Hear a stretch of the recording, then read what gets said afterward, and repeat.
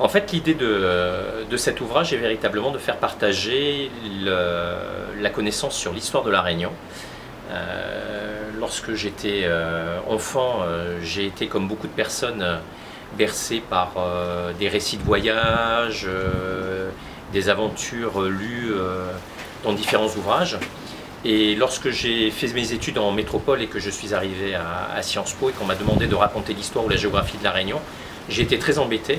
Et donc, à mon retour dans l'île, profondément amoureux de ce territoire, je me suis dit qu'il serait agréable et utile peut-être de partager, de découvrir et faire partager l'histoire de cette île, de son territoire, au maximum de gens qui y vivent, pour qu'ils s'approprient un peu mieux une histoire qui est peu souvent enseignée dans le secondaire et une géographie qui est au final aussi très peu connue.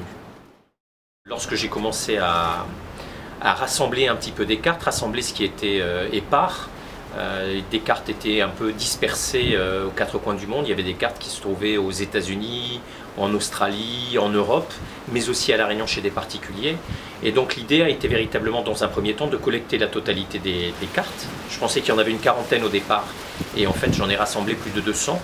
Et ensuite, à partir de ces 200, il a fallu que j'en sélectionne certaines, et donc mon choix difficile s'est porté sur 33 d'entre elles.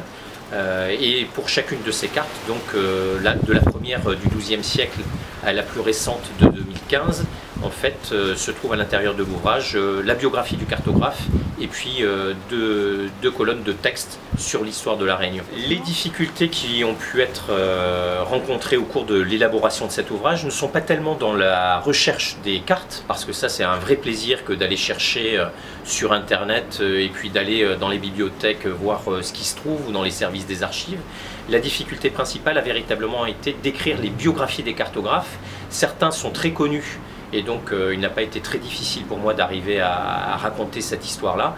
D'autres par contre pour lesquels il n'y avait que de très petites notices biographiques, par exemple sur le site de la Bibliothèque nationale de France, m'ont demandé beaucoup plus d'efforts parce que ça m'a obligé à aller chercher sur des sites étrangers ou dans des bibliothèques étrangères, quelquefois avec beaucoup de chance grâce à Internet, les biographies de cartographes qui étaient un peu tombées dans l'oubli. Alors cet ouvrage a été réalisé pour les amoureux de La Réunion, pour véritablement s'approprier son histoire depuis sa découverte jusqu'à aujourd'hui, les différentes phases de peuplement, d'aménagement d'espace et d'occupation du territoire.